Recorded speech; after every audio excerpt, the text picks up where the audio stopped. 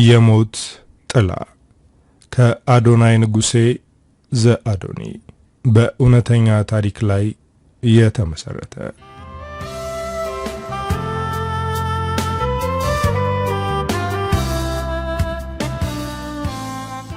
አንዳንድ ሰዎች ብርሃን አሳጥተውን በምንወደው አስረውን እንዳሻቸው ይጫወቱብናል። መንገድ አለ፣ መሪ ግን ይቸግራል። ደግሞም አንዳንድ ሰዎች አሉ ስለኛ ሲሉ እንቅልፍ የሚያጡ። ስለነሱ ሲባል ምን አለ ዘላለም ቢኖር። ይቆያል እንጂ አህያ የጅብ ናት።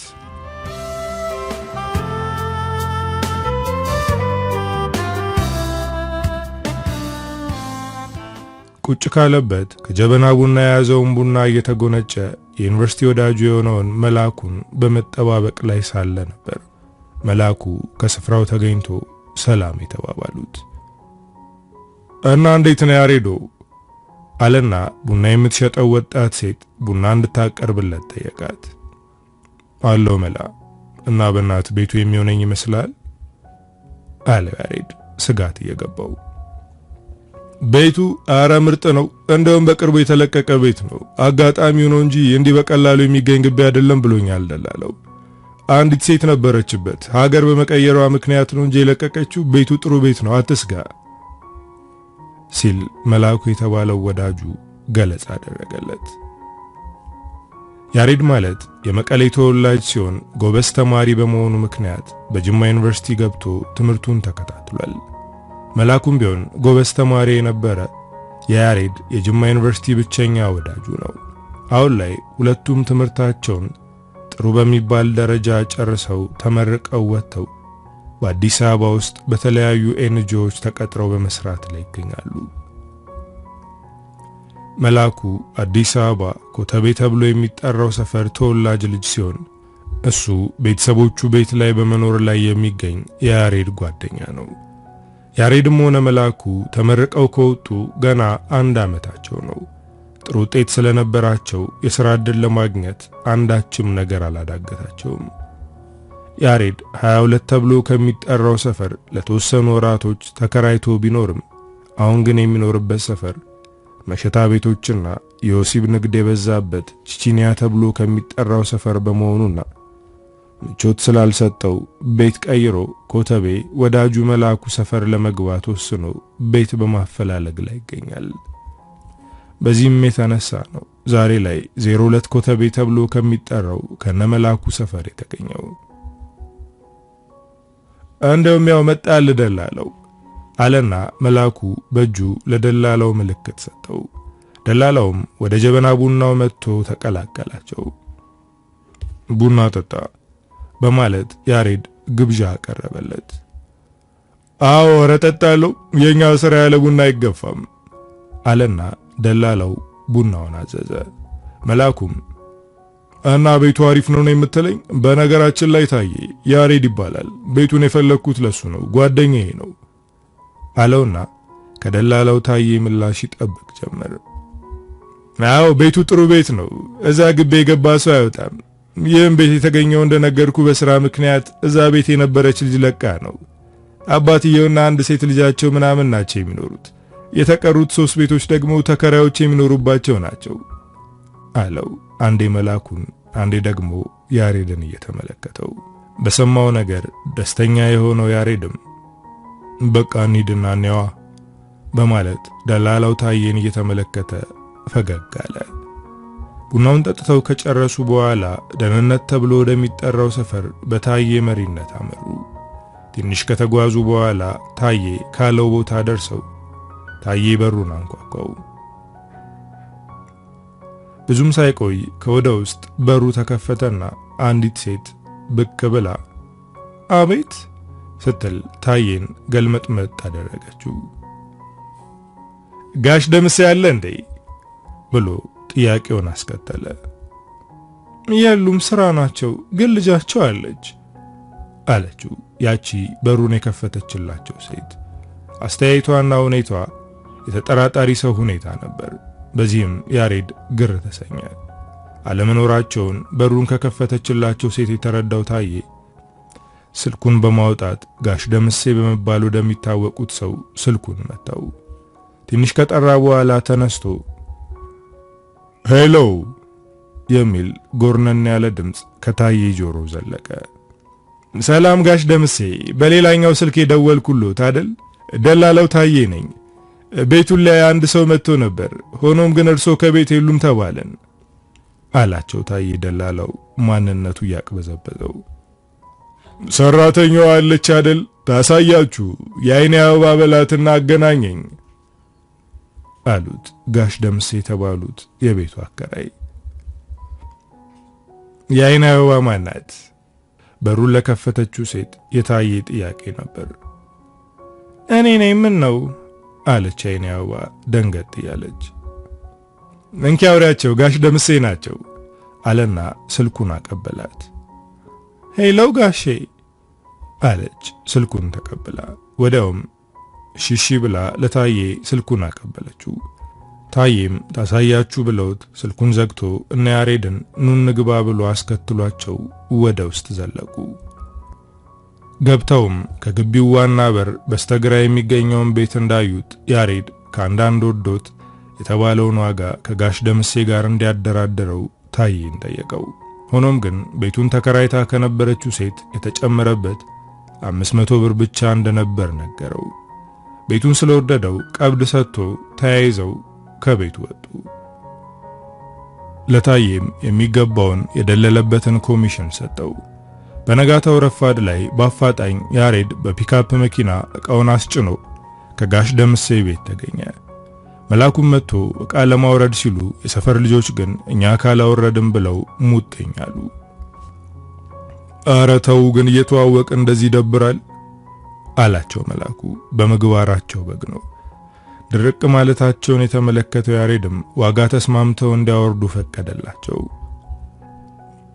ዕቃውን አውርደው ያሬድ ከተከራየበት ከአንድ ክፍል ቤት አስገብተውለት ሂሳባቸውን ተቀብለው ወጡ። የሚገርም ያሬዶ፣ እዚህ አዲስ አበባ ውስጥ ሙድ አድርገውታል። የቱም ሰፈር ግባ ዕቃ የሰፈሩ ወጠጤዎች ካልሆኑ ማንም ሰው አያወርድም። ይሄ ድርቅናቸው የሌለ ያናደኛል አለ መላኩ መናደዱ ይበልጥ እያስታወቀበት። ሰርተው ገንዘብ ለማግኘት መሞከራቸው መልካም ሆኖ ሳለ የግድኛ ካላወረድም ብለው ሰውን ማስጨነቃቸው ግን ብዙ ምቾት አልሰጠኝም አለ ያሬድ። ኧረ በእናቴ የሌለን ያናደዱኝ አለና የያሬድን ዕቃዎች ከያሬድ ጋር ሆኖ ቦታ ቦታ ያሲስገባ። ቢሆንም መላ እንደ አይነት ሰዎችን መፋታት ይበጃል። ምክንያቱም ተነጋግረ ለመግባባት በጣም ከባድ ነው አለው ብስለትን ባዘለ አነጋገር እየተናገረ። የወንደላጤ የሆኑትን የያሬድ ዕቃዎች ካስተካከሉ በኋላ ምሳ ለመብላት ከቤት ወጥተው ያሬድ ቤቱን እየቆለፈ ሳለ ግን ያሬድን አፍዝዞ ያስቀረው አንዳች ነገር ተከሰተ። በያሬድ ፈዞ መቅረት ግራ የተጋባው ጓደኛው መላኩም የያሬድን አይኖች ተከትሎ ወደ ዋናው ቤት በረንዳ ሲመለከት የያሬድ መፍዘዝ እሱም ላይ ተጋባበት። አንዲት ቆንጆ መልከ መልካም የሆነች ወጣት ነበረች። ያሬድን ቀልቡን የሰረቀችው ከጆቿ መጽሐፍ ይዛ ውሃ መነጽር አድርጋ ተመስጣ አቀርቅራ ታነባለች። እና ያሬድን ከቶም አላስተዋለቻቸውም ነበር። አረ ያሬዶ በሩን ዝጋውና እንሂድ አለውና ከፍዘቷ ነቀው። ያሬድም በሩን እየዘጋ እንዴት አባቷን የምታምረው በእናት መሌ ሲል አግራሞቱን ገለጸ። አው የሌለ ገራሚ ናት። የምር ግን ወዳጄ የሰውየው ልጅ እንዳትሆንና ሰውየው ሰምተው በአንድ ቀን እንዳያባሩ አለና ፈዘበት። በሩን ዘግቶ ከጨረሰ በኋላ አንዴ መንገዱን አንዴ ደግሞ ከበረንዳው ላይ ያያትን ቆንጆ እየተመለከተ ደንበር ደንገር እያለ ወደ ዋናው በር አምርተው ከግቢው ወጥተው ሄዱ። ምሳቸውን እየበሉ ሳለ ያሬድ ስማማ መላ ይቺ ልጅ የሆነ ምታት ያላት ይመስለኛል። ልቤ ሳይወዳት የቀረ አልመሰለኝም አለው ሊጎርሰው የጠቀለለውን ምግብ እንደያዘ መላኩን እየተመለከተው። አንተ ልጅ ያማል እንዴ? እንዴት እንደዚህ ታስባለህ? ሊያውም በአንዲት እይታ አፈቀርኩ ማለቱ አይከብድም? በማለት በያሬድ ሁኔታ መላኩ እየተገረመ ጠየቀው። እንጃ ብቻ ልቤ ሳይማረክባት የቀረ አይመስለኝም ጓደኛዬ አለውና ያሬድ እንደማፈር አረገው። ምግባቸውን በልተው ከጨረሱ በኋላ ተያይዘው ወጡና በል ያሬዶ ስርዓት አድርግ፣ ገና ከመግባት ልጅቷ ላይ ጨረር ጥለ ማክስ እንዳይላጥ ሲል አስጠነቀቀው። መልአኩ ማክስ እንዳይላጥ ብሎ ሲለው ወደድኳት ያላትን ሴት ሲያይ ከሰው ዓይን ውስጥ ገብቶ ወሬው ከአባቷ ጆሮ ደርሶ እንዳይጠቆር እየሰጋለት ነበር። አረ መላ በጭራሽ በዚህ መልኩማ አታስበኝ። ሁሉንም ነገር መሄድ ባለበት መልኩ አስኬደዋለሁ። ደግሞ ታቀኛለህ፣ ለማደርገው ለየትኛውም ነገር ጥንቃቄ የማደርግ ሰው ነኝ ጓደኛዬ ብሎ ትከሻውን መታ አደረገው። እሱማ ልክን አውቃለሁ ጓደኛዬ፣ ግን ላቪዝ ብላይንድ ነው ብዬ ነው። ፍቅር ዕውር ነው እያልከኝ ነው አለና ያሬድ ፈገግ አለ። አዎ ፍቅር ዕውር ነው፣ መሃሉ ላይ ደንበር ደንገር አይጠፋውም ብዬ ነው እንጂ ስለ ጥንቃቄማ አልጠራጠርም ጓደኛዬ ካለው በኋላ መልአኩ ተሰናብቶት ሄደ። ያሬድም በሩን አንኳኩቶ ወደ ውስጥ ሲዘልቅ ከበረንዳው ላይ በዓይኖቹ ገብታ ከልቦ የዘለቀችውን መልከ መልካም ሴት ፈለጋት። ሆኖም ግን ከበረንዳው ላይ የፕላስቲኩ ወንበር አለ፣ እሷ ግን የለችም። በዚህም ያሬድ ተከፋ። መከፋቱ ለራሱ ገብቶትም ምን ይሆንኩ ነው ሲል በሁኔታው ተገረመ። ከቤቱ ገብቶ መስኮቱን ከፍቶ ሰንደሉን ለኩሶ ለስለስ ያለው የዳዊት መለሰን ቁንጅና የሚለውን ተወዳጅ ሙዚቃ ከፍቶ በሁኔታው እየተገረመ ሙዚቃውን እየሰማ በከፈተው መስኮት አሻግሮ የዓይኑን ረሃብ ይፈልጋት ገባ። ሆኖም ግን ምንም ሊያያት አልቻለም። ካልጋው ላይ ጋደም አለና እጆቹን ደረቱ ላይ አድርጎ ያሰላስል ያዘ። ድንገት ግን ከግቢው ድምጽ ሰማ። የዓይኔ አበባ የተባለችው ቅድም በር የከፈተችላቸው የቤት ሰራተኛ ከወደ ውጪ ወደ ውስጥ ከአንድ ሰው ጋር ታወራ ገባች። በዚህ ቅጽበት ነበር ያሬድ ከቤቱ ወጥቶ ወደ ሽንት ቤት አቅጣጫ ለመሄድ መንገዱን የጀመረው። ሽንት ቤቱን ስለማያውቀው ግራ በተጋባ ስሜት ውስጥ ነው ቆም አለና ይቅርታ እናት፣ ሽንት ቤቱ በየት በኩል ነው ሲል ጠየቃት። ትላንት ቤቱን ለመከራየት ሲመጣ የሽንት ቤቱ አቅጣጫ በየት በኩል እንደሆነ ተነግሮት ነበር። አሁን ግን ሆን ብሎ ነበር የዓይኔ አበባ የተባለችውን የቤት ሰራተኛ የጠየቃት። በጀርባ ነው ስትሄድ ታገኘዋለህ አለችውና ያሬድን ቃኘት ታደረገችው። ካፍታ በኋላ ሽንት ቤት ደርሶ ሲመለስ የቤት ክራዩን የተቀረውን ብር ላንቺ ነው የምሰጠው ሲል ጠየቃት። አይ ጋሼ ወደ ማታ ይመጣሉ፣ ለሳቸው ትሰጣቸዋለህ አለችውና ገላመጠችው። የያሬድንና የሰራተኛዋን የዓይኔ አበባ ንግግር የሰማችው ቆንጆ ወጣት ከሳሎኑ ወደ በረንዳው ብቅ ብላ የዓይኔ አበባ ወደ ክላስ ሊድ ቸኩዬ ነበር፣ ጥቁሩን ኮፍያ ያለውን ሹራቤን አይተሽዋል ስትል ጠየቀቻትና ያሬድን ሰረቅ አድርጋ አየችው። ሰራተኛዋም የቆንጆዋን ሴት ከቤት ወደ በረንዳ መውጣት ስትመለከት በዓይኗ አገረፈቻት። ቆንጆዋ ወጣት ያሬድን ሰርቃ ስታየው አጋጣሚ ሆኖ ያሬድም እያያት ነበርና ዓይን ላይን ሲገጫጩ አፍራ ዓይኖቿን ሰበቀቻቸው። የግጥምጥሞሹ ነገር ሐሴትን የጫረለት ያሬድ በዚህ ደስ ተሰኘ። ተመልሶም ወደ ቤቱ በመግባት በመስኮቱ ከመጋረጃው ጮልቆ ያየ የዓይኑን ፈተና እስክትወጣ ድረስ ይጠባበቃት ጀመር። ረጅም ትዕግስት ካደረገ በኋላ ቦርሳዋን አንግባ ከለበሰችው ኦሞ ጅንስ ጋር ሰፋ ያለ ባለ ኮፍያ ጥቁር ሹራብ አክላበታለች። የሹራቡን ኮፍያ አናቷ ላይ ጣል አድርገዋለች። ከበረንዳው ወርዳ ስትጨርስ ወደ በሩ በማምራት ላይ ሳለች ወደ ያሬድ ቤት ዓይኗን ጣል አድርጋ ያሬድን ትቃኘው ገባች። ተደብቆ ያያት ነበርና እሷ ግን ልታየው አልቻለችም። ብቻዋን እንደወደድኳት ወዳኝ እንዳይሆንና እንዳልገረም አለ ከራሱ ጋር እያወራ። ደግሞም አሰብ አደረገና ግን የሆነ እንቆቅልሽ የሆነብኝ ነገር ፊቷ ላይ የሚነበብ ሐዘን አለ፣ ምኑን አይሆን። ይህም ብሎ እያሰበ ሳለ የግቢውን በር ከፍታ በመውጣት ከዓይኖቹ ተሰወረች። አሁን ያሬድ ይበልጡን በልጅቷ ነገር ይብሰለሰል ይዟል። እንዲህ አይነት ስሜት ከዚህ በፊት ተሰምቶት ስለማወቁ እርግጠኛ አይደለም።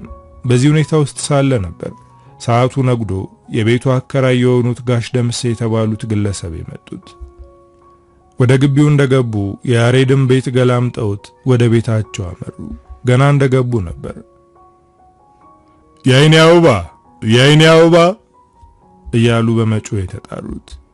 አቤት ጋሼዋ፣ አቤት ጠሩኝ እያለች ተጣድፋ በመውጣት ከፊታቸው ተደቀነች። ምንድነው ስጠራሽ አይሰማሽም? እዛ ጓዳ ውስጥ ምን ያርመጠምጥሻል?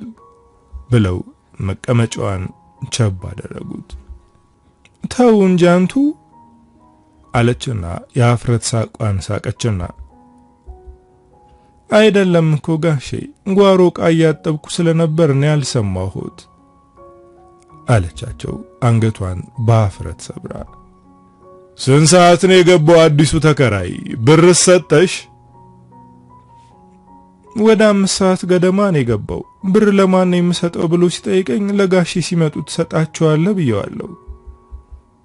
ይህም ብላ ስትላቸው አትቀበዩም ነበር? ለማንኛውም መጣው እኔ እምልሽ ጋሼዋ ብላቸው መቀመጫዋን ታገላብጥላቸው ገባች። እሳቸውም ሰረቅ አድርገው መቀመጫዋን እየተመለከቱ እኔ እምልሽ ተከራዩ ወጣት ነው? ቆንጆ ቢጤስ ነው? ብለው መልሷን ለመስማት ጆሮአቸውን ቀሰሩት። ልጅ እግር ነው፣ ደስ የሚለው እንዳወንድ ነው፣ የሴት አይን ማረፊያ ነው ስትል መለሰችላቸው። የያዙትን የምሳ ቦርሳቸውን ከሶፋው ላይ ከወረወሩት በኋላ ኤደን ትምህርት ቤት ሂዳ ነው አሏት። በሳሎኑ መስኮት ወደ አዲሱ ተከራይ ያሬድ ቤት ትኩረታቸውን አድርገው አዎ ጋሼ ወደ ትምህርት ቤት ሂዳ ነው። እንደው አንቱ ይህ ተከራይ ኤደንን ሲመለከታት ኤሌክትሪክ እንደያዘው ሰው ደርቆ ቀረ። ከአይኖቹ የተረዳሁት ነገር ቢኖር እሱም እንደርሶ የውበቷ ምርኮኛ ሳይሆን የቀረ አልመሰለኝም። የአይኔ አበባ ምላሽ ነበር። ይህን ካለቻቸው በኋላ በሩን ከፍተው በመውጣት ወደ ያሬድ ቤት አመሩ። ደርሰውም የያሬድን ቤት በር ያንኳኩት ገቡ። ቤት ሲያስተካክል ስለነበር ጫናው አዳክሞት ጋደም ብሎ ነበር። ደጋግመው በሩን ሲደልቁት ግን ነቅቶ በመነሳት በሩን ከፈተላቸው።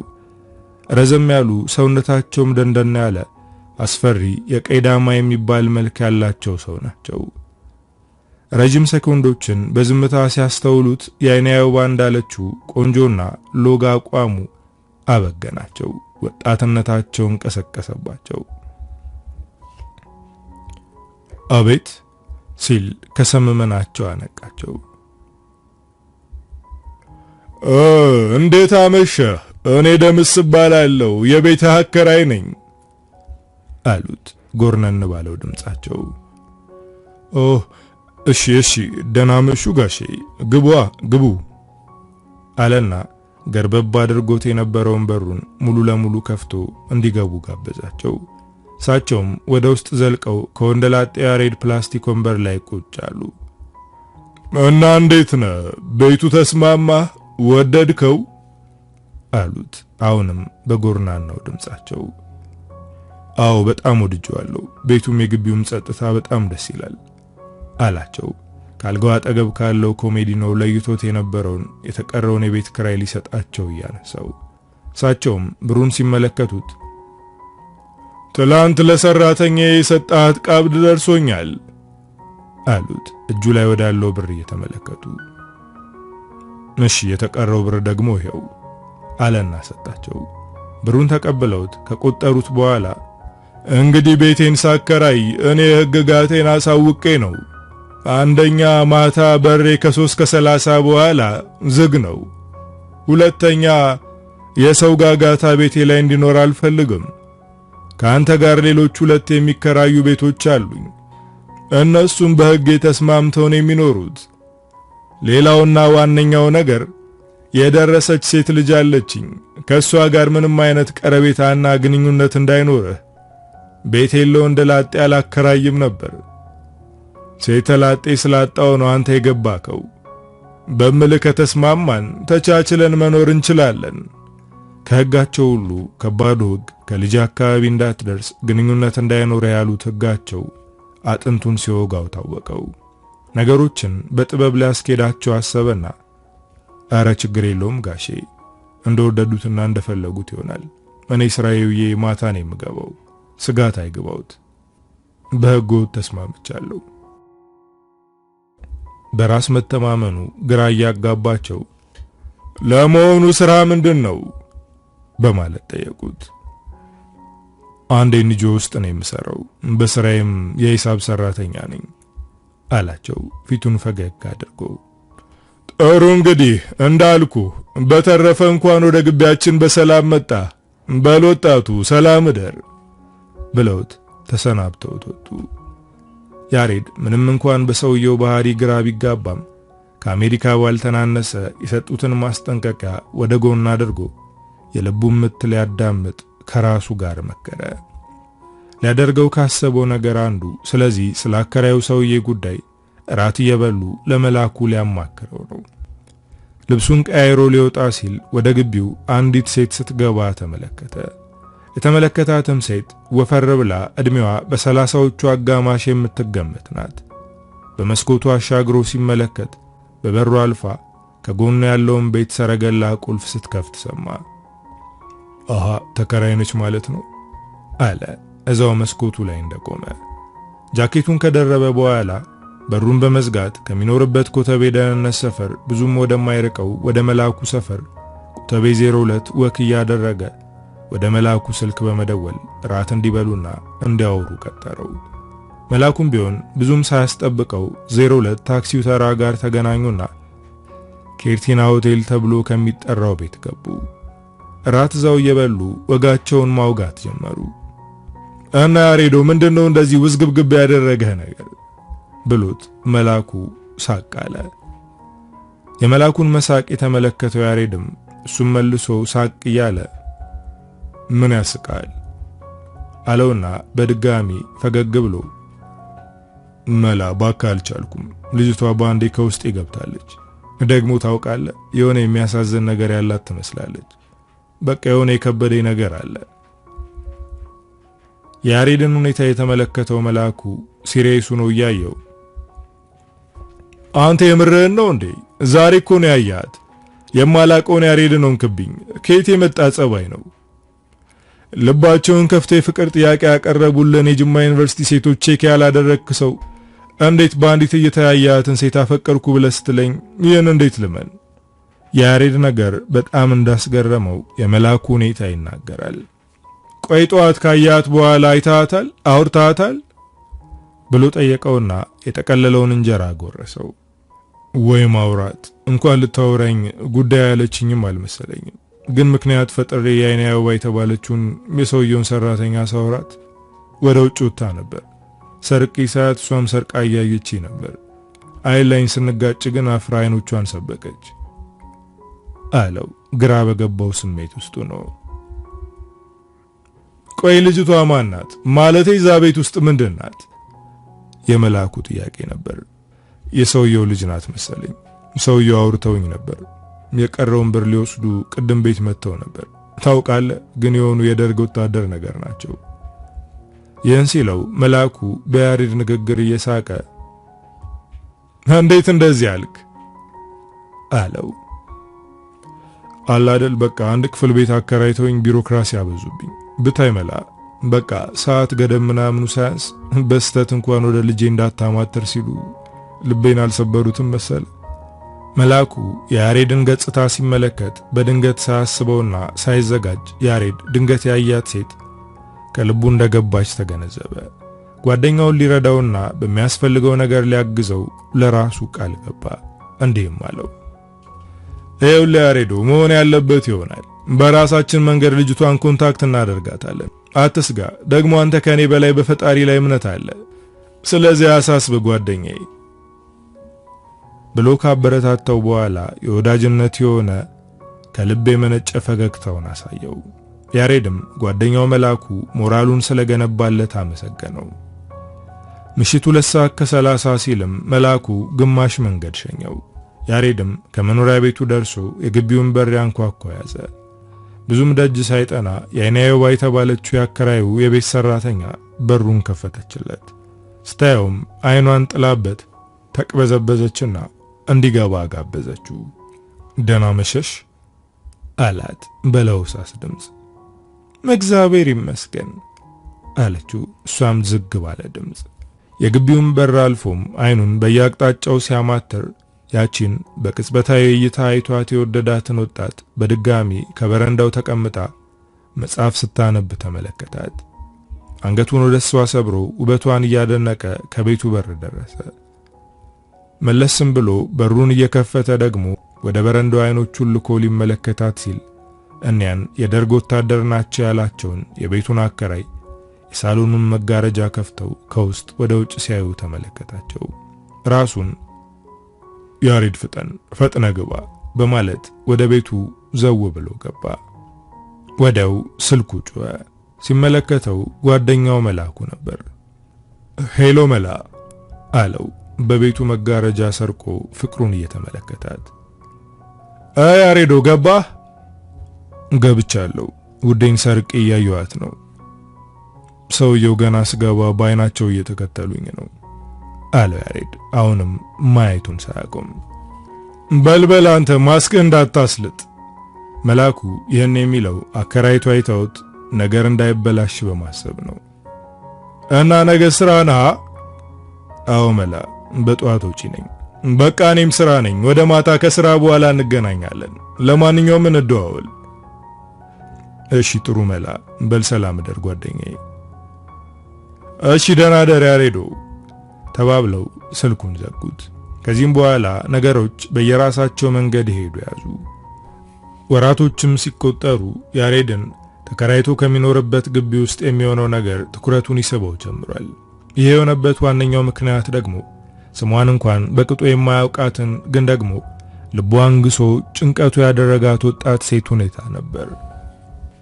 የላፕቶፑን ሻንጣ ከጀርባው እንደያዘ ከተከራየበት ቤት አቅራቢያ ከሚገኝ አነስተኛ ካፌ ሻይ ለመጠጣት በገባበት ቅጽበት ነበር እንደሱ ከጋሽ ደምሴ ቤት ከጎኑ ተከራይ የሆነችውን ከሰላምታ ውጪ ብዙም ቅርበት የሌላቸውን ሴት የተመለከታት። ጠርቶም ሊያወራት ስለፈለገ ነበር ከተቀመጠበት በመነሳት እናት ሲል የጠራት። ጥሪውን በመስማት ዞራ አየችውና ተከራይ ጎረቤቷ እንደሆነ ስላወቀች ፈገግ አለች። ወደሱ አቅጣጫ መታ ሰላም ተባባሉ። ይቅርታና አንድ ነገር ላወራሽ ፈልጌ ነበር። ትቸኩያለሽ እንዴ? ሲል ጠየቃት። አይ መቸኮል እንኳን አልቸኩልም። ጸጉሬ ልሰራ ወደ ጸጉር ቤት እየሄድኩ ነው። ግን ምን ነው በሰላም ነው? ሁኔታው ግር ብሎ አጠየቀችው። አይ ከይቅርታ ጋር ከጊዜሽ ላይ 10 ደቂቃ ልዋስሽ እባክሽ። ይህን የሚላት መለማመጥን ባዘለ ድምጽ ነበር። ጎረቤቱ የሆነችው ሴት ፍጹም መልካም ነበረችና አረ ችግር የለውም የኔ ወንድም ነፃውን ልታወራኝ ትችላለህ አትስጋ ስትል ነፃነት እንዲሰማው አደረገችው። ላፕቶፑን ወደ አስቀመጠበት ራሱም ተቀምጦበት ወደ ነበረው ወንበር አመሩ። እሷም ወንበር ስባ ከተቀመጠች በኋላ ሻያዛ ማውራታቸውን ሲጀምሩ ሻያቸው መጥቶ ወጋቸውን ያወጉ ገቡ። እኔ ያሬድ እባላለሁ ያንቺን ስም አለበል በማለት ጠየቃት። እሷም ፈገግ እያለች አይገርምም ግን ከሁለት ወር በላይ አንድ ግቢ እየኖርን በስም እንኳን አንተዋወቅም። ለማንኛውም እኔ ሚሚ እባላለሁ አለችው። ነገሩ አስገርሟት አው አለመቀራረባችን ነው ይሄንን የፈጠረው። አው ልክ ነህ ያሬድ እና ምንድነው ልታወራኝ የፈለከው በማለት ሐሳቡን እንዲነግራት እድል ሰጠችው።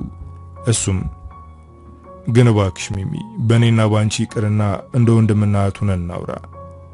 ያሬድ ይህንን ሲል ሚሚ አሁን ነገሮች ተወሳሰቡባት። ማርያምን ስሜትህን በግልጽ ንገረኝ፣ ምንም አያሳስብህ እመነኝ ስትል ምቾት እንዲሰማው አደፋፈረችው። በዚህም ጊዜ ምቾት ተሰምቶት ሐሳቡን ይገልጽላት ገባ። እኔ እዚህ ግቢ ከገባው ጊዜ ጀምሮ የማያቸው ነገሮች ምንም ምቾት አልሰጡኝም። አንቺ ከኔ በተሻለ ነገሮችን ታውቂያለሽ ብዬ አስቤ ነው ማደርገው ሲጨንቀኝ ላማክርሽና ላወራሽ ወደድኩት። እና እስኪ ስለምንኖርበት ቤት ማለትም ስለ አከራያችንና ስለ ቤቱ ሁኔታ አውሪኝ ባላት ቅጽበት ነበር የሚሚ ፊት ልውጥ ወጥ ያለው። ሁኔታዋን ያስተዋለው ያሬድም ምን ነው አጠፋው እንዴ ሲል ጠየቃት። አይ ምንም አላጠፋም። ታውቃለህ እኔ ራሱ የማወራው የማማክረው ሰው አጥቼ ነው በመብሰልሰልና በመብከንከን እየኖርኩ ያለሁት። ሚሚ ይህን ስትለው ከበፊቱ በባሰ ሁኔታ ለመስማት እየጓጓ ማለት አንቺን በዚህ ደረጃ ጭንቀት ውስጥ የከተተሽ ነገር ምንድነው ብሎ ጠየቃት። እኔ ያሬድ እዚህ ቤት ከገባው 2 ዓመት ሊሞላኝ ነው። ሆኖም ግን የኔደን ነገር በጣም ያሳስበኛል። በተለይ የሄደን ነገር ረጅም ጊዜ እንቅልፍ እየነሳኝ ይገኛል። ለደህንነቴ ፈርቼ ዝም ስል ህሊናዬ እየወቀሰኝ ይገኛል አለችውና በረጅሙ ተንፍሳ ግን እባክህ ያሬድ ይሄን ነገር የምነግር ሚስጥር ጠባቂ ከሆንክና እንድንረዳቸው ካገዝከኝ ብሎም ይሄን ነገር ከህግ ዘንድ እንድናደርሰው ከተባበርከኝ ነው አለችው ፈራ ተባ እያለች። በፍጹም እንዳያሳስብሽ፣ ደግሞም እኮ እኔ ነኝ ላወራሽ ፈልጌ የጠራውሽ። ስለዚህ ነፃ ሆነሽ አውሪኝ። ባይገርምሽ እኔ ነኝ ላወራሽ ፈልጌ ፈራ ተባ ስለ ከረምኩት።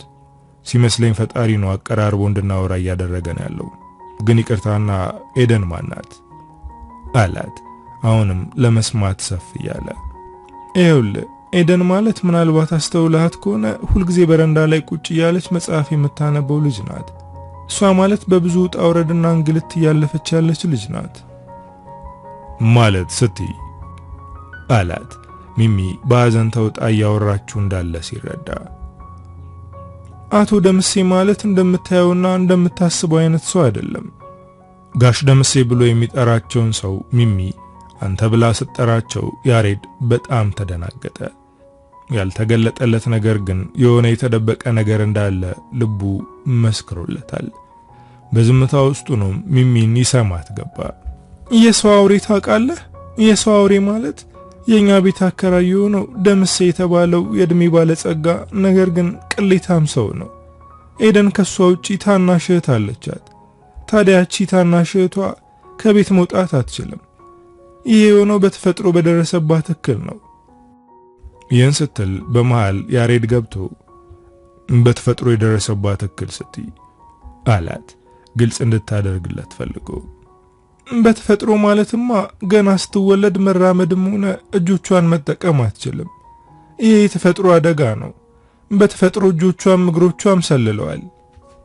የሚሰማውን ነገር መስማት የከበደው ያሬድ ነገሮች ከሚቋቋማቸው በላይ ሆነውበት ገጹን ላብ አጠመቀው። እና ቤት ውስጥ የምትኖር ሌላ ልጅ አለች ነው የምትይኝ? እንዴት አንድ ቀን ምን ያላዩአትም? እንዴት አባቷ ሆኖ በልጁ ያፍራል? እንዴት ቤት ውስጥ አሽጎ ያስቀምጣታል? አላት የሚሰማው ነገር ሁሉ ከአቅሙ በላይ የሆነበት። ኤደንን ይሄ ደምሴ የተባለ አውሬ ሰው አይወልዳትም። የሚወልዳት ከቤት የማትወጣውን የኤደን ታናሽ የሆነችውን ሊሊን ነው። ሊሊ በተወለደች በ4 ዓመቷ ነው የኤደንና የሊሊ ወላጅ እናት የሞተችው። የኤደን አባት እንደሰማሁት ከሆነ ከሞተ በጣም ቆይቷል። የኤደን አባት ሲሞት ነው የኤደን እናት ደምሴ የተባለውን አውሬ ያገባችው። ደምሴ ማለት ለኤደን እንጀራ አባቷ ነው። ኤደንን በታናሽ እህቷ ሕይወት አስሮ ነው አስቀምጧት ያለው አለችና ስቅስቅ ብላ አለቀሰች። እጆቹን አፉ ላይ ጭኖ የሚሰማት ያሬድም እያለቀሰ በታናሽ እህቷ አስሮ ነው ያስቀምጣት ማለት አልገባኝም ሲል ጠየቃት። ማለትም እህቷን መያዣ ያደረገበት ዋነኛ ምክንያቱ ደግሞ ሴሰኝነቱ ነው። ባጭሩ ስነግር ኤደን በእንጀራ አባቷ በተደጋጋሚ የመደፈር ወንጀል ተፈጽሞባታል። ይሄ ደግሞ ልብ ሰባሪ ነው። በዚህ ጊዜ ነበር ያሬድ ከራስ ጸጉሩ እስከ እግር ጥፍሩ ድረስ አንዳች ነገር የወረረው። ደንግጦ ፈዞ ሲሰማትም ጉዳዩን ለሕግ ወይም ለማንም ሰው አሳልፋ ከሰጠች ያልጋ ቁራኛ የሆነችው እህቷን እንደሚገልባት በተደጋጋሚ ጊዜ ያስፈራራታል። ከዚህም በላይ የሚገርም ኤደን እኔ ብላ የምትሄድበት የምትጠጋበት ዘመድ መሆን አዝማድ የላትም። በቃ ሁሌ ስታለቅስ፣ ስታዝን፣ ስተክዝ ነው የምትኖረው። ለስሙ ኮሌጅ ትማራለች፣ ግን ገና በ20 ዓመቷ ተስፋ ቆርጣ ሞቷን የምትመኝ ሰው ሆናለች። ለካ ሰው ከላይ ታይቶ አይነበብም። ለካ ሰው በውስጡ ብዙ ህመም፣ ብዙ ስቃይ መከራ ችሏል። ታዲያ ያሬድ ይህንን የሚሰማው ህልም የሚመስለውን ነገር ግን እውነት የሆነውን ነገር እንዴት ይመን? እንዴት ያቺ በቅጽበት እይታ ከልቡ ያስገባት ያፈቀራት ያነገሳት ሴት በእንጀራ አባቷ በተደጋጋሚ ጊዜ የምትደፈር ናት ብሎ ውስጡ ይቀበልለት? ያሬድ ገና እዚህ ግቢ ተከራይቶ ሲገባ ውስጡ ያልተመቸው ነገር እንደነበር እሙን ነው። ሆኖም ግን በዚህ ደረጃ የከፋ ነው ብሎ ለሰከንድም አላሰበም ነበር። አሁን ግን ህመሙ ሆኖበታል። እገለዋለሁ፣ እንደ እብድ ውሻ እየቀጠቀጥኩ ነው ለህግ የማቀርበው። ይሄ ከፍተኛ የሆነ ወንጀል ነው። አንቺ ሴን ሁሉ ጉድ እያወቅሽ እንዴት አስችሎሽ በውስጥሽ ይዘሽ ኖርሽ? እንዴት ሚሚ? እያለ አይኖቹ በእንባ ተሞልተው ጠየቃት። የሚሚ ምላሽም ግልጽና የሚጠበቅ ነበር። ሚሚ ስለ ኤደን ስትል፣ ስለ ኤደን እህት ሊሊ ስትል ከኤደን የሰማችውን ይህንን የጋሽ ደምሴን ቅሌት ቸኩላ አደባባይ አውጥታ ፀሐይ ከማስመታት ይልቅ እንደ በሳልና ብልህ ሴት ምቹ ጊዜ እየጠበቀች ነበር። እኔ ሁሉንም ነገር ቸኩዬ ወደ ህግ ወይም ለሌላ ገለልተኛ ሰው አውጥቼ መፍትሄ ለመፈለግ ያልሞከርኩበት ዋነኛው ምክንያቴ ነገሮች መፍትሄ እስከሚያገኙ ድረስ እኔ ኤደን ላይ ችግር እንዳይፈጠርባቸው ነው። ግን ፈጣሪ እንዲረዳኝ መንገድ እንዲመራኝ ስጸልይ ነበር። ይሄው ፈጣሪ እኔ እርዳታን ሳልጠይቅ ካንተ ጋር አገናኝቶኝ ካንተው ጥያቄ መጣ።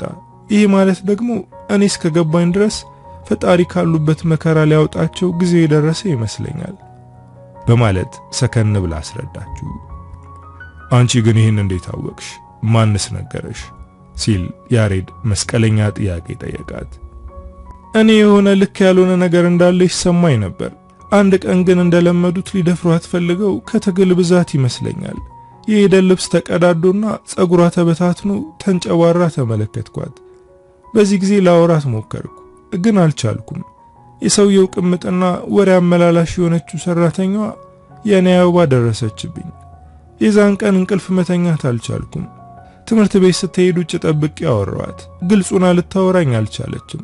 ከብዙ ልመናና ጉትጎታ በኋላ እምነቴን ሰጥቻት የውስጥ መሟን አወጋችኝ። በሰዓቱ ይህንን ስሰማ እኔም እንዳንተ ነበር ያለቀስኩት። በነገራችን ላይ ተቻኩዬ ወደ ህግ ሄጄ እርምጃ እንዳልወስድ ቃል ያስገባችኝ እሷ ናት። ይህን ነገር የእንጀራ አባቷ ካወቀ በሷም ላይ በእህቷም ላይ አደጋ ሊያስከትል እንደሚችልና ብሎም ይሄ አውሬ እንጀራ አባቷ እህቷን ሊገልባት እንደሚችል በሐዘንና በለቅሶ ሆና ነው ነገረችኝ። ይህን ሁሉ ነገር ከነገረችውና ከሰማ በኋላ ሚሚ ያልጠበቀችውን ነገር ነገራት። እኔ አሁን ላይ ላንቺ መንገሬ ተገቢውን አይሆን አላውቅም፣ ግን ብነግርሽ ደስ ይለኛል። እስከ ፍጻሜውም ከጎኗ በመሆን ችግሯን እንደራሴ ችግር በመቁጠር እጋፈጣለሁ። እመኚኝ፣ ይሄ ሴሰኛ ሽማግሌ እጁን ያገኛል። ይህን ሲላት ሚሚ በያሬድ ደስ ተሰኘች። ፈጣሪ ጸሎቷን እንደሰማላትም አመነች። እንዲህም ስትል ጠየቀችው።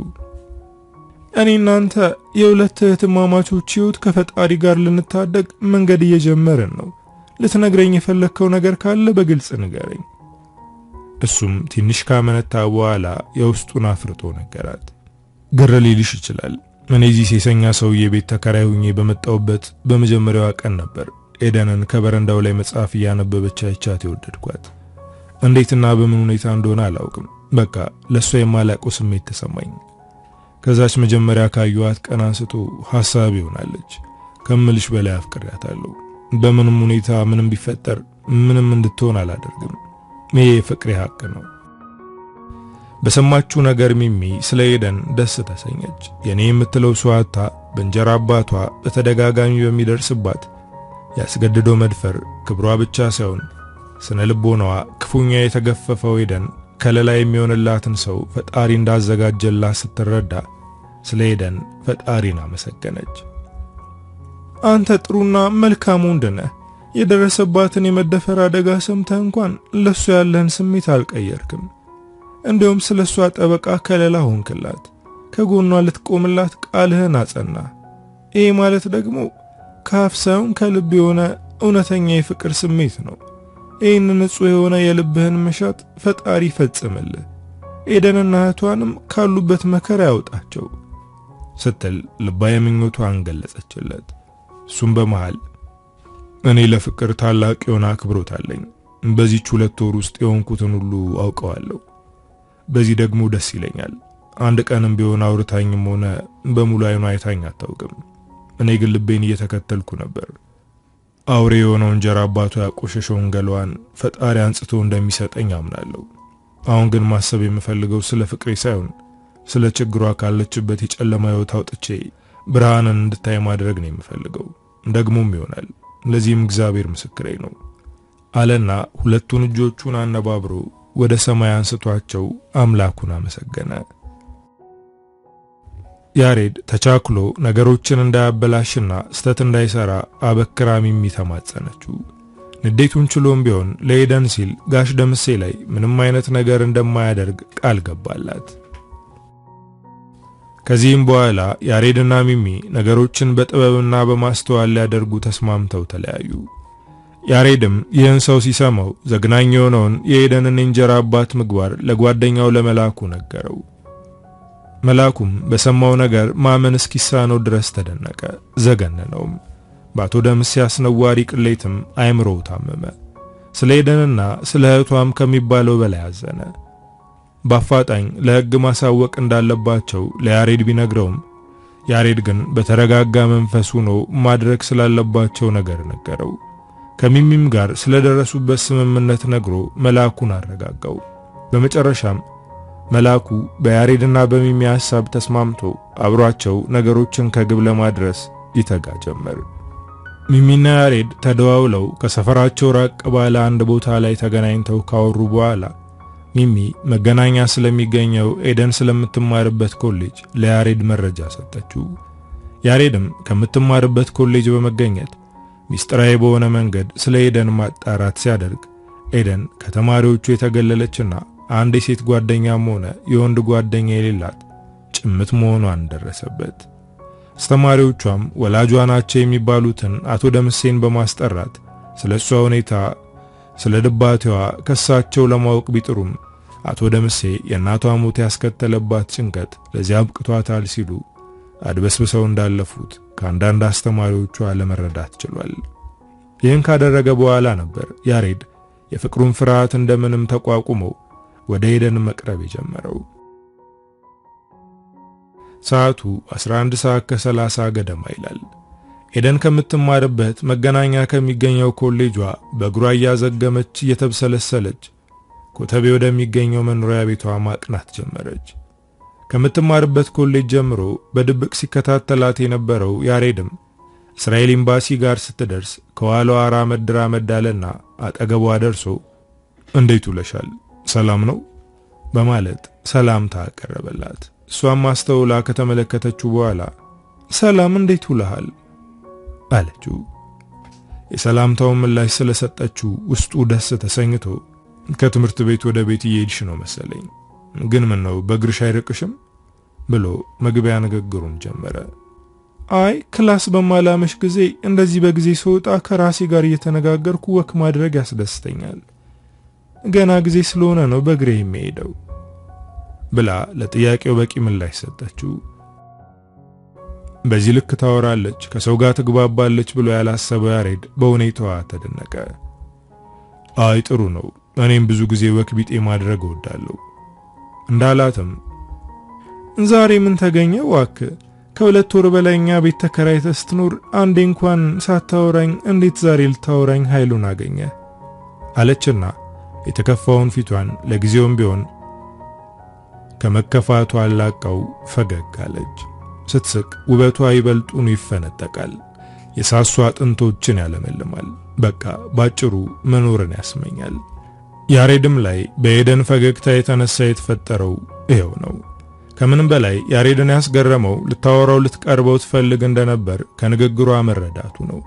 ምንም እንኳን እየሰረቀች ስታየው በተደጋጋሚ ቢያትም በዚህ ልክ አለመነጋገራቸውን ቦታ ሰጥታ ከሐሳቧ ትከተዋለች ብሎ ግን አልጠበቀም ነበር። አባትሽን እፈራቸዋለሁ፣ ይቅርታና የሆነ የሂትለር ስርዓት አራማጅ ነገር ናቸው። ታውቂያለሽ፣ ተከራይቼ በገባው በመጀመሪያው ቀን ብዙ ነገር ብለው አሳውቀውኛል። የተለያዩ የቤቱ መተዳደሪያ ደንቦች ናቸው ብለው ከነገሩኝ ሕጎች በላይ በስተት ከልጄ ጋር ማውራትም ሆነ መቀራረብ ከቤት እስከ መውጣት ያደርሳል ብለው ያጸኑልኝ ሕጋቸው ከባድ ነበር። ለዛም ነው የእግዚአብሔር ሰላምታ እንኳን እንዳልሰጥሽ የተገደድኩት። ሂትለር ብሎ ሲላት በንግግሩ ስትስቅ ሲያት ስለሷ ደስ ተሰኘ። ይባስም ብሎ አባትሽ ግን የደርግ ወታደር ነገር ነበሩ ልበል በማለት ከትብላ እንድትስቅ አደረጋት። አንዳንድ ልቦች አሉ እውነተኛ መልካቸውን ለማሳየት ትንሽ ፍቅር ብቻ የሚሹት። ኤደንም ከነዛ ትንሽ ሰዎች ውስጥ አንዷ ናት። ታውቂያለሽ ግን እናንተ ቤት በኖርኩባቸው በእነዚህ አጭር ጊዜያት ሳይሽ እንደዚህ ደስተኛና ሳቂታ አትመስይኝም ነበር። ይቺን ደስተኛ አንቺነትሽን አትደብቂያት። ምናልባትም ባንቺ ደስታ ደስ የሚሰኙ ልቦች በዚች ምድር ላይ ይኖሩ ይሆናል ብሎ እንዳላትም ከኤደን አይኖች ኤደንም ሆነች ያሬድ ያልጠበቁት የእንባ ጅረቶች ፈለቁ። ይህን የተመለከተ ያሬድ በኤደን ሁኔታ ተደናገጠ። ስለ ኤደንም ከልቡ አዘነ። ብዙ ህመም የቻለች ሴት ልቧ ያለ ዕድሜዋ የቆሰለባት እንስት ስለመሆኗ ከፊቷ ላይ ጎልቶ የሚታየው ህመሟ አመመው። ሳያስበውም ለፍቅሩ ብርታት የሚሆነውን ቃል በመገረም ተማጸነችው። በተማጽኗ ውስጥ ልቡ ደስተኛ ብትሆንም ነፍሱ ግን ስለ ኤደን ተጨነቀች። እባክህ አንድ ነገር ልለምን፣ ካለውበት እሳት ካለውበት መከራ እንደወጣ እርዳኝ። ከፊቴ የሚታየኝ ሞት ብቻ ነው። የሆነ የሚጠራኝ የሞት ኃይል ያለ ይመስለኛል። ግን ደግሞ ብርሃንን ናፍቃ በጨለማ ውስጥ ስለምትኖር እህቴ ስል ትንሽም ቢሆን መኖርን እናፍቃለሁ። እባክህ ስለማታውቃት ድብቋ እህቴ ስትል አግዘኝ። መሸከም ከሚችለው በላይ የሆነበት የኤደን ሁኔታ ከዚህ በላይ መንገድ ላይ የሄደ እንዲያወራት አቅም አልሰጠውም። ግራና ቀኙን ሲያማትር ወደ ተመለከተው ቁርስ ቤት በመጠቆም ትንሽ ደቂቃ ብቻ እንድታወራው ፍቃዷን ጠየቃት። አይ የግድ ቶሎ ወደ ቤት መሄድ አለብኝ፣ አምሽቼ ከገባው መከራዬ ይበዛል አለችና ምስኪን ፊቷን በማሳየት አሁንም ተማጸነችው። 10 ደቂቃ ብቻ እመኚኝ፣ ከዛ በኋላ በታክሲ ትሄጃለሽ። በዚህም ጊዜ ነበር የመጣ ይምጣ ስትል እሺ በማለት ወደ ቁርስ ቤቷ አብራ ያመራችው። አምቦ ውሃ በኮካ አዞ ከቀዳላት በኋላ ብርጭቆውን አቀበላት። ለራሱ የቀዳውንም ጎንጨት አለለት። እሷም ከብርጭቆ ላይ ትንሽ ከጠጣችለት በኋላ አስቀመጠችውና እባክህ ሁሉ ነገር የጨለመባት ሴቱኛለሁ፣ እባክህ እንደ እህታይተ አግዘኝ፣ እባክህ። የቀሉትን አይኖቿን እያየ ደግሞ የውስጥ መሙን ፍቅሩን እንዳያዳምጥ በሁለት ዓለም ውስጥ የሚኖር አንድ ሰው ሆነ። የኤደን በተሳሳተ የህይወት መስመር ውስጥ መሆን ፍቅሩን እንዲቀርባት ጠረኗን እንዲያሸት ረዳው። በእንጀራ አባቷ በተደጋጋሚ የምትደፈር ድንግል ያልሆነች ግን ለፍቅር እንግዳ የሆነች ድንግል ልብ የያዘች ምስኪንና አሳዛኝ ሴት ሳትፈልግ ቀርቧት ግን ደግሞ ፈልጋ እርዳታውን እየተማጸነችው ነው። ታዲያ እንዴት ይገፋታል? ታዲያ እንዴት ፊት ይነሳታል? ሐዘኗን ሊያስወግድላት፣ ሸክሟን ሊያቀልላት ገና ሳያገኛት ስለሷ ብሎም ስለ እህቷ ሊታገልላት ለራሱ ቃል ገብቷል። እሺ እኔ በሚያስፈልገው ነገር ሁሉ ከጎንሽ ነኝ። ገና እናንተ ግቢ በገባውባቸው ቀናቶች ነበር ካንቺ ፊት ላይ ሐዘንሽን ያስተዋልኩት። እመኚኝ፣ ከፈጣሪ ጋር ሁሉም ነገር መልካም ይሆናል። አንቺ እኔን አምነሽኝ እርዳታዬን የምትፈልጊ ከሆነ ሁሉንም በእምነት ንገሪኝ። ምናልባትም ፈጣሪ በእኔ በኩል ሊረዳሽ ካለሽበት መከራ ነፃ ሊያወጣሽ ይመስለኛል። ተከራይ አድርጎ ከናንተ ቤት ያስገባኝ። ስለዚህ እምነትሽን ስጭኝና ያለውን ችግር ሁሉ ንገሪኝ። ይህም ብሎ ሲላትም አስተውላ አየችውና የምነግርህን ነገር ሁሉ ሚስጥር አድርገህ ትይዘዋለህ። መከራዬን ሐዘኔን ከሰማ በኋላ አጠላኝም ማትንቀኝም፣ እኔን ለመርዳት የነበረ ፍላጎት ቀይረህ አትርቀኝም። ተማጽኗ ፍጹም አንጀት የሚበላ ነበር። ሁሉንም ነገር ቀደም ብሎ ከሚሜ የሰማው ያሬድ ከሷ አንደበት ሁሉንም ነገር ሲሰማ መቼም እንደማይጠላት እንደማይንቃት እንደማይርቃት ቢያውቅም ደስ ይበልሽ ብሎ እመኚኝ፣ ምንም ነገርሽ ምንም ሁሌም ከጎንሽ ነኝ። በቃ ፈጣሪ የሰጠሽ ሰው አድርገሽ ቁጠሪኝ። ከቃላት ሽንገላ የነጻ የጸዳ እምነቴን በመወደው በእግዚአብሔር ስምዬ እምነቴን እሰጥሻለሁ አላትና የቀኝ እጇን ያዝ አድርጎ እምነቱን አጸናላት። እጇን ሲይዛት መደናገጧን አስተውሎ ወዲያው ለቀቃት። እምነቱን በቂ በሆነ ሁኔታ ማግኘቷ እንድታምነው በር ከፈተላት። የራስን ሰው እንዳገኘ ሰው ሆና በነጻነት ታወራው ያዘች። እኔ የምኖረው ከአንድ እህቴና ከእንጀራ አባቴ ጋር ነው፣ ሰራተኛዋን ጨምሮ ማለቴ ነው። ወላጅ እናታችን ከሞተች ቆየች። እህቴም ስትወለድ ጀምሮ በደረሰባት የተፈጥሮ አደጋ ያልጋ ቁራኛ ናት። መራመድም ሆነ በእጇ መብላት አትችልም። የእንጀራ አባቴ ከሀገሩ ባስመጣትና ለሱ ሁሉ ነገሩ በሆነችው የአይኔ አበባ በተባለችው ሴት ቁጥጥር ስር ናት ያለችው። ኤደን ይህንን ብላ ስትለው በነገሩ ግራ የተጋባው ያሬድ የአይኔ አበባ ማለት የቤት ሰራተኛችሁ ናት አይደል ሲል ጠየቃት። ኤደንም የንዴቷን ፈገግ እያለች ያው የቤት ሰራተኛ ነው የምትባለው፣ ሆኖም ግን የእንጀራ አባቴ ቅምጥ ናት በማለት ያሬድ ጭራሽ ያልጠበቀውን ነገር ተናግራ አስገረመችው። እናም እኔ ለእህቴ ስል ሁሉን ነገር እየሆንኩ ነው።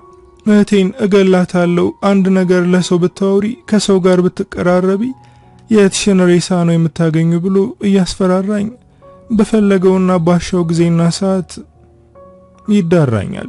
በሱ የተነሳ የአዳም ዘር የተባለ ጠልቻ አልቀርብም ነበር። ሴት ጓደኛም ሆነ የወንድ ጓደኛ የለኝም። የሞራል ውድቀት፣ የስነ ልቦና ቀውስ ደርሶብኛል። በቃ እኔ ለምን እንደምትኖር እንኳን የማታውቅ ተስፋ የቆረጠች ሴት ሆኛለሁ። በዚህ ሁሉ ግን አንድ እምነት ነበረኝ፣ አሁንም አለኝ። ፈጣሪ አንድ መልአክ ልኮ እኔንም እህቴንም ከዚህ ካለንበት ረመጥ ውስጥ እንደሚያወጣ አምናለሁ። ወንጀለኛው እንጀራ አባቴም የእጁን እንደሚያገኝ አምናለሁ። ኤደን በልቧ የተዳፈነውን ረመጥ እሳት በዚህ መንገድ ስትነግረው ያሬድ ከዓይኖቹ የሚፈሱትን ድምፅ አልባ እንባዎቹን ከማፍሰስ ያገደው አንዳች ኃይል አልነበረም። ቆይ አንድ ግልጽ እንዲሆንልኝ የሚፈልገው ነገር ታናሽ እህትሽን ያንቺ እንጀራ አባት አይወልዳትም ማለት ነው ሲል ግልጽ እንድታደርግለት ጠየቃት። እሷንማ ይወልዳታል። እናቴ አባቴን ካጣች በኋላ ነበር እሱን አግብታ እህቴ የተወለደችው። እህቴ በተወለደች ብዙም ሳትቆይ ነበር እናቴ የሞተችው። እህቴ በተፈጥሮ በሽተኛ ሆና ስትወለድ ነበር እንጀራ አባቴ ገፊ እያለ የሚያንቋሽሻት። በገዛ ልጁ ላይ የዚህን ያክል ጥላቻና እገላታለሁ ብሎ በዛቻ ማስፈራራቱ የሰውየውን አውሬነት ፍንትው አድርጎ አጎላለት። በዚህም ያሬድ ውስጡ በገነ። ደግሞም ከንዴቱ መለስ ሲል በፍቅር አይኖቹ ይመለከታት ገባ። አስተውሎ ሳያትም አምላኩ ወደ እሷ የላከው የእሷና የእህቷ ነፃ አውጪ እንደሆነ መስሎ ተሰማው።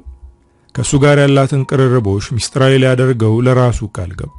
እሷም ጥንቃቄ እንድታደርግ አስረዳት። በዚህም መልኩ ወደ ቤቷ እንድትሄድ አደረገና እሱ ዘግይቶ አመሻሽቶ ገባ። በነጋታውም ያደረገው ነገር ቢኖር ከመስሪያ ቤቱ የ15 ቀን ፍቃድ መጠየቅ ነበር። ይህንንም ያደረገበት ዋነኛ ምክንያቱ ጊዜ ወስዶ በአስቸኳይ ኤደንን ካለችበት ስንክሳር ለማስወጣት ነው። መርማሪውን አወራው መላ አለው ያሬድ ጓደኛውን መላኩን እየተመለከተው። አዎ አውርቼዋለሁ። ሚሚና ኤደን አብረው ሆነው አውርተውታል። ሁሉ ነገር በመረጃና በማስረጃ ተጠናክሯል። እንጀራ አባቷ የሚያደርስባትን ዛቻና አስነዋሪ ስድቦች በመረጃ መልክ በራሷ በኤደን ስልክ ሪከርድ እንዲደረጉ ተደርጎ ከፖሊስ እጅ ገብቷል አለው መላኩ ደስታ ፊቱ እየተነበበ። ከዚህም በኋላ ኤልያስ የተባለው መርማሪ ፖሊስ ጉዳዩን ይዞት ከሚሚ ጋር በመሆን ሁሉንም ነገር አከናወነ። በሲቪል ልብስ የያሬድ ወዳጅ በመምሰል ያሬድ ከተከራየው ከነ ኤደን ቤት ተገኘ። ዕለቱም ሰንበት እሁድ ነበርና የኤደን እንጀራ አባት አቶ ደምሴ ከበረንዳው ላይ ቡና አስፈልተው ራዲዮ እየሰሙ ጥሬ ቆሎ እየቆረጠሙ መርማሪው ኤልያስ ተመለከታቸው። ከጎናቸውም ኤደንን ተመለከታት። ከያሬድም ጋር በአይን ቋንቋ አውርተው ተግባቡ። ደህና ረፈዳችሁ በማለት ያሬድ ሰላምታ አቀረበላቸው። እንደምን አረፈድክ አሉት ጎርነን ባለ ድምጻቸው።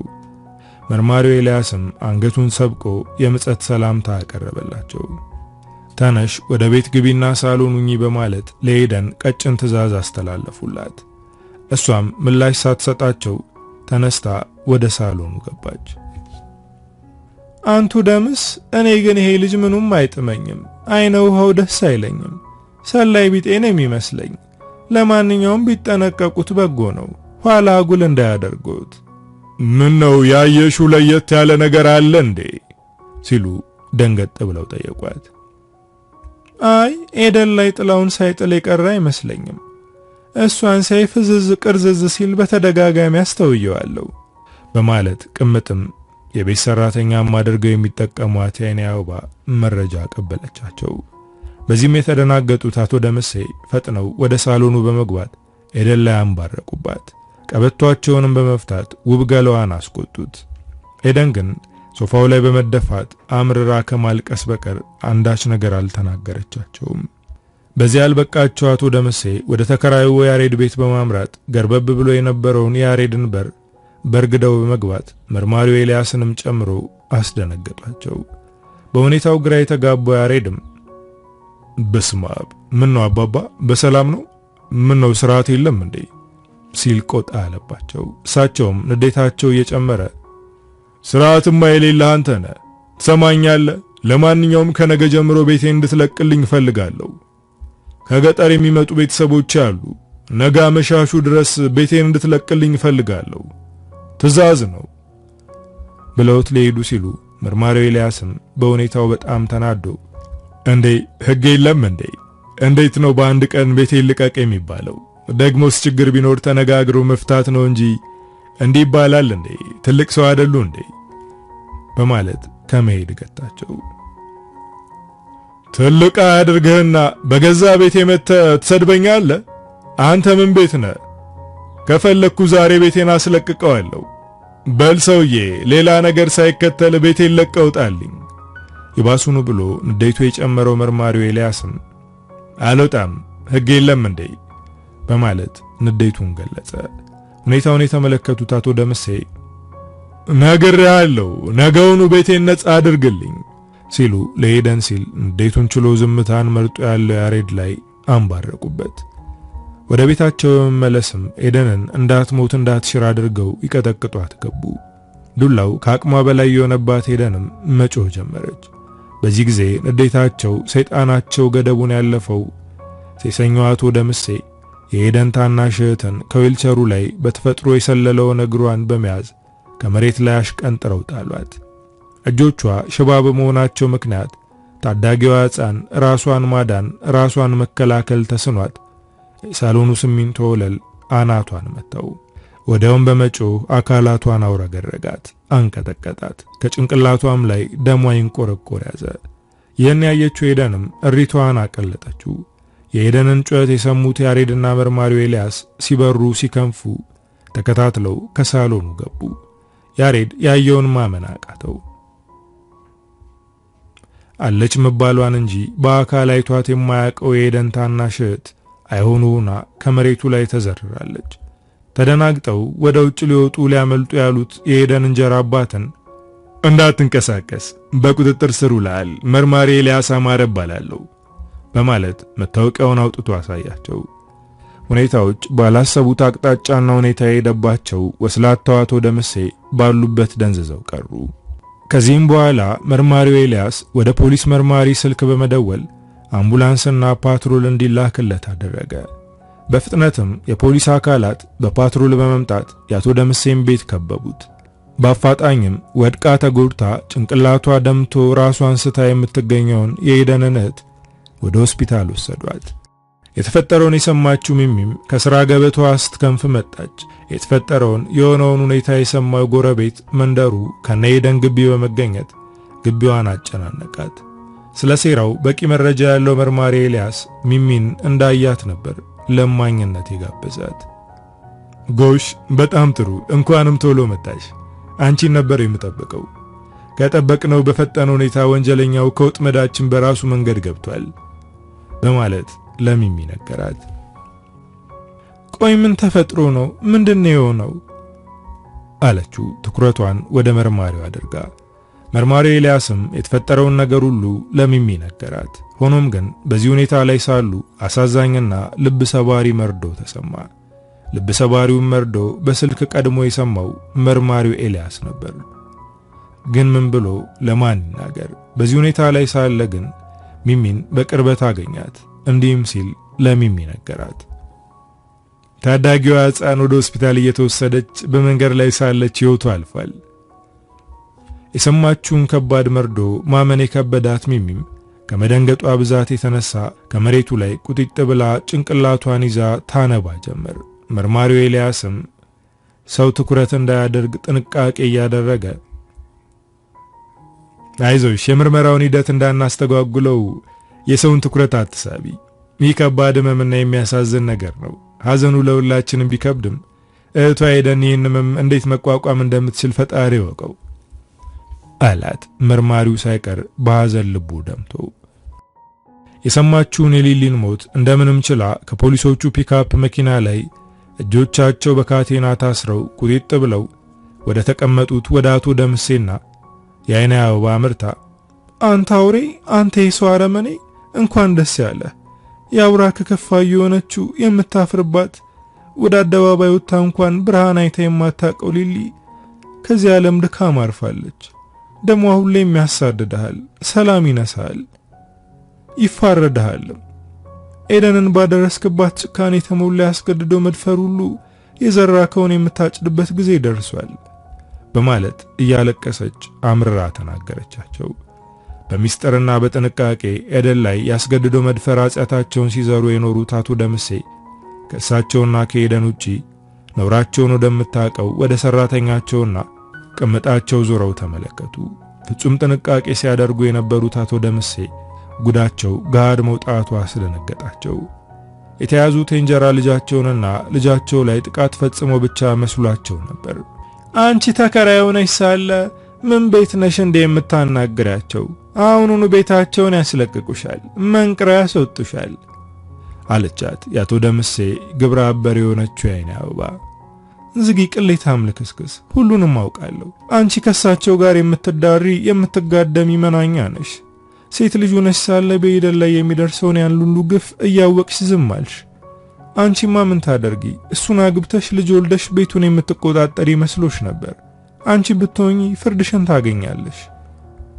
አሁን አቶ ደምሴ በሆነው ነገር ሁሉ አፍረው የመንደሩ ሰው እያየ አንገታቸውን ደፉ። አንዳንዴ ሰውን ኃጢአቱ ታሳድደዋለች። ምንም ያክል ጊዜ ቢፈጅም ወንጀል ተሸሽጎ አይኖርም። አንድ ቀን እውነቱ መውጣቱ አይቀሬ ነው። ከነተረቱም ይቆያል እንጂ አህያ የጅብ ናት አይደል የሚባለው። ሚሚ ይህን ስትል የመንደሩ ሰው በቅርብ ርቀቱ ነው ያዛውንቱን ጉድ እየሰማ ነበር። አበስኩ ገበርኩ ሲልም አጃይብ አለ። ምን አይነት ቅሌታም ሰው ናቸው! እንዴት እንደ አይነት አጸያፊ ነገር ያደርጋሉ! ምንስ አይነት ሰይጣንነት ነው!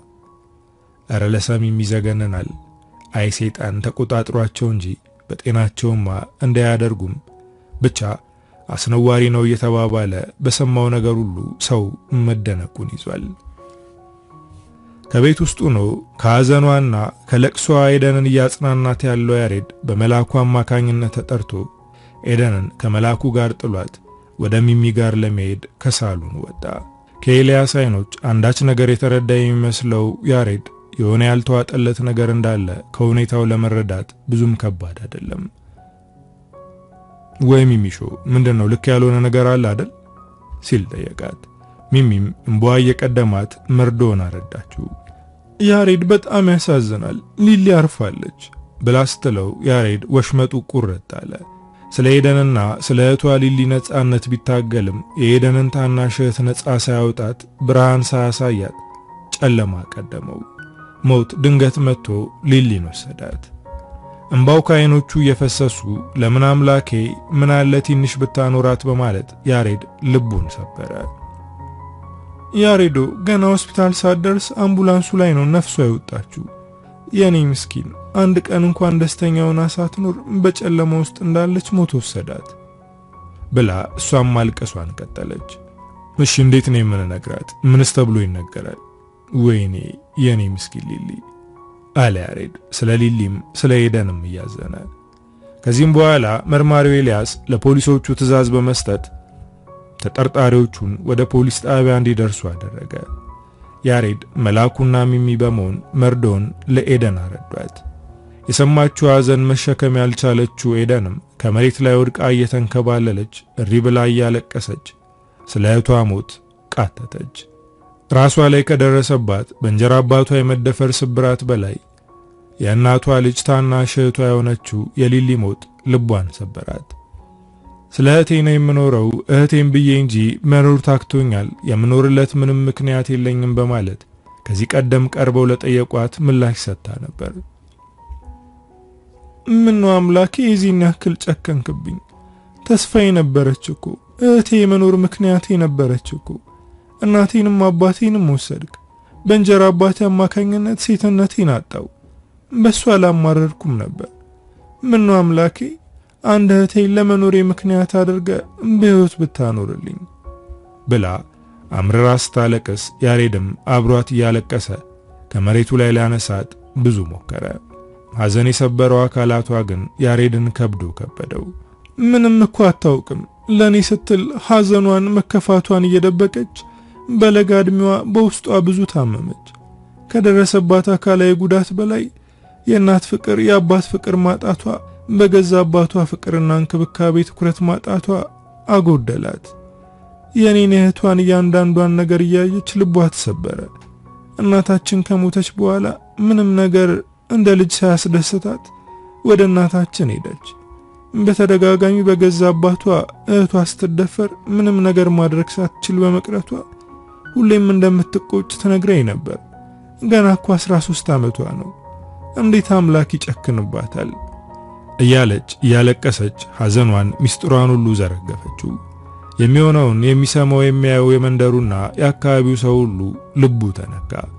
ያሬድና መላኩ ሆነው እንደምንም ከመሬት ላይ አነሷትና አናቷም ላይ ውሃ በማድረግ ሊያረጋጓት ሞከሩ። ሆኖም ግን ከሰዓታት በፊት በእንጀራ አባቷ የደረሰባት ድብደባ ተጨምሮ ሐዘን አዳክሟት ስለነበር ልፍስፍስ አለች። ከመኝታ ቤቷ አስገብተውም ጋደም ብላ እረፍት እንድታደርግ አስተኝተዋት ወጡ። የጸጥታ አካላቱም ከግቢውና ከአካባቢው ሰውን ከበተኑት በኋላ ከተከራዮቹ ያሬድና ሚሚን ለምርመራ ግብዓት ማጠናከሪያ የሆናቸው ዘንድ መረጃ ሰብስበው ወደ ጣቢያቸው አመሩ። መርማሪው ኤልያስና ባልደረቦቹ ገና ከጣቢያው ከመድረሳቸው ነበር ለማመን የሚከብደውን ተጨማሪ መርዶ የሰሙት። ታዲያ ምን ይሆን የሰሙት? እናንተስ ከዚህ በኋላ ምን የተፈጠረ ይመስላችኋል? አዎ ያሰባችሁትን የሆነው። እረፍት እንድታደርግ ብለው ከመኝታ ክፍሉ አስገብተው አስተኝተዋት የነበረችው ኤደን የምትኖርለትን ምክንያት ማግኘት ቢቸግራት፣ ዓለም ጨለማ ብትጨልምባት፣ ምድር ብትዞርባት ቁራጭ ወረቀት ለያሬድ ጽፋ በመጨረሻው ጊዜ በራሷ ላይ ጨክና 2 ሞትን ሞተች። በምድር ሳይደላት እንደተሰበረች ውስጧ እንዳዘነ ከሰማይ ቤቷ ተጣለች።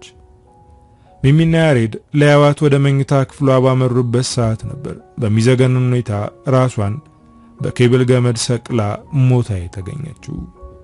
ይህን የሰማው የኤደን አፍቃሪ የሆነው ያሬድ ከኤደን በባሰ ሁኔታ ልቡን ክትክት ብሎ ተሰበረ። አንዳንድ ፍቅር ፍጻሜ የለውም፣ ነገር ግን ውጤት አለው። ያሬድ በቅጽበታዊ እይታ ከልቡ ዙፋን አስቀምጦ ያነገሳት ሴት ምንም እንኳን እንደ ልቡ ሐሳብ ከእጁ ገብታ የሱ ባትሆንም ስለሷ ብዙ ለፍቶ ብዙ ደክሞላት ነበር። ምናልባት ያሬድ ቀደም ብሎ አውቋት ቢሆን ኖሮ ኤደንም ሆነች እህቷን ሞት ባልቀደማቸው ነበር። እሱም ቢሆን ተስፋ ያደረገበት ፍቅሩ ከመንገዱ ሳለ ከፍጻሜው ሳይደርስ ሞት ቀደመው።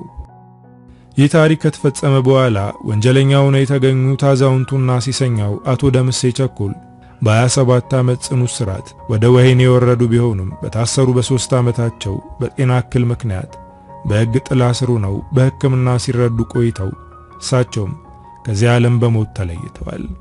ሰራተኛዋና የአቶ ደምሴ ቅምጧ የአይኔ አበባም በግልጽ ባልታወቀ ዓመት ተፈርዶባት ወህኒ ይወርዳለች። ወራሽ አልባ የሆነው በእነ ኤደን ወላጅ እናት ስም ተመዝግቦ የሚገኘው የእነ ኤደን ቤት በአሁኑ ሰዓት ቀበሌ ወርሶት እዛው ተከራይ ሆነው መኖራቸውና ወንጀሉን ለማጋለጥ ጉልህ ሚና መጫወታቸው እድሉን ፈጥሮላቸው ለያሬድና ለሚሚ በቀበሌው ስር ሆነው እንዲኖሩበት ተደርጓል። ያሬድም ሚሚም መላኩ ራሱ ቢሆንም ስለ ኤደንና እህቷ ሊሊ ብዙ ደክመው ነበር። ሆኖም ግን ያሰቡት ሳይሆን ያላሰቡት ሆኖ ይህ ታሪክ በዚህ መልኩ ተቋጭቷል። እንግዲህ ይህ የሰው ጣፈንታ ነው። በአገራችን ጨምሮ በዓለማችን ላይ ብዙ ሴት እህቶች በወላጅ አባቶቻቸው፣ በእንጀራ አባታቸው፣ በስጋ ዘመዳቸው፣ በተቀሩትም ባዳ ሰዎች የመደፈር ወንጀል ይፈጸምባቸዋል። አሁንማ ይባስ ብሎ ሕፃናት ወንዶችን የሚደፍሩ ብዙ መሆናቸው የአደባባይ ሐቅ ነው። ይህ ደግሞ ሰይጣናዊ ልብ ያለው ሰው የሚፈጽመው አስነዋሪ ድርጊት ነው። አቶ ደምሴ ልባቸው በሰይጣን እስራት ሲያዝ በዝሙት ሴሰኝነት አይምሯቸው ቢዚ ሲሆን ለታማሚ ያብራካቸው ክፋይ ለሆነችው ሊሊ ጊዜ መስጠት ተሳናቸው። እንዲያፍሩባትና ይባስ ብሎም አይኗ ያየ እህቷን በተደጋጋሚ በፊቷ አደፈሩባት። ይሄ ጭካኔና የሴሰኝነት አስተሳሰብና ስሜታቸው የራሳቸውን ጨምሮ ልጃቸውንና የእንጀራ ልጃቸውን ሕይወት ቀምቷል። ክብር በዓለም ላሉ ከጎናቸው የኔ የሚሉትን አጥተው በሐዘንና በመከራ እየዳከሩ ላሉ ነፍሶች ይሁን። ኃጢአት ሊሸሸግ ይችላል፣ ነገር ግን ተደብቆ አይቀርም። ቢቆይም ወንጀለኛን ኃጢአተኛን ኃጢአቱ ታሳድደዋለች። ለዚህም ነው ይቆያል እንጂ አህያ የጅብ ናት በሚል ይህ ታሪክ የተሰናዳው። በዚህ ታሪክ ውስጥ ምናልባትም ያሬድ ኤደንን አጥቷታል። ግን ኤደን ከመሞቷ በፊት በቁራጭ ወረቀት ላይ ጽፋ የተወቻቸው ቃላት የያሬድን ልብ ሙሉ አድርጎታል። በራሱ እንዲኮራና በፍቅር ዘላለማዊ እምነት እንዲኖረው አድርጎታል። ከእውነተኛ የታሪኩ ክፍል ከሆነው ወረቀት ላይ የተገኘው ጽሑፍ እንዲህ የሚል ነበር። እግዚአብሔር አምላኬና መድኃኒቴ እንደሆን ካውቃለሁ። መኖር ስላቃተኝ ሐዘኔን መቋቋም ስላልቻልኩ በራሴ ላይ ጨክኛለሁ። ነፍሴን አንተ ተቀበላት። ያሬዶ እንደምታፈቅረኝና ለኔ ስሜት እንዳለ ያወቅኩት ገና ግቢያችን ተከራዩነ ገብተ ያየው ዕለት ነበር። እኔ በስንክሳር ውስጥ ሆኜ ህመሜን ልነግርህ ፈልግ ነበር፣ ግን ድፍረት አጣው። የምትፈልገውን ንጹህ ፍቅር አምላክ እንደሚሰጥ አምናለሁ።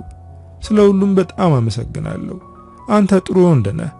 ለአዳም ልጅ ያለኝን አመለካከት ባንተ ቀይሬዋለሁ። በእንጀራ አባቴ የተነሳ የወንድ ጓደኛ ቀርቶ የሴት ጓደኛ ኑሮኝ አያውቅም ነበር።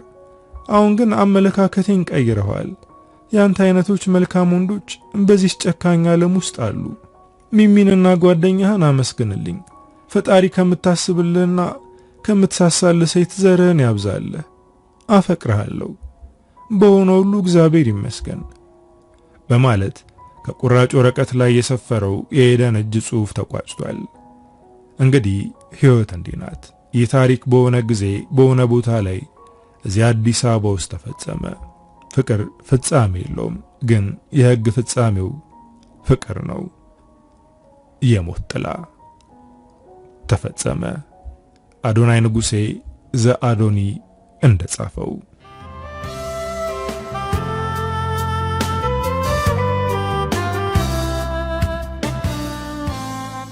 እንግዲህ ወዶቼ ለዛሬ ይዤላችሁ የመጣሁት ታሪክ የሰማችሁትን ይመስላል። ታሪኩን እንደወደዳችሁትና በርካታ ቁም ነገሮችን እንዳገኛችሁበት እምነቴ ነው። ቻናሉን ሰብስክራይብ፣ ቪዲዮውን ላይክ ማድረግ እንዳትረሱ። በቀጣይ በሌላ ስራ እስክንገናኝ ሀገራችንን ሰላም ያደርግልን። ቻው።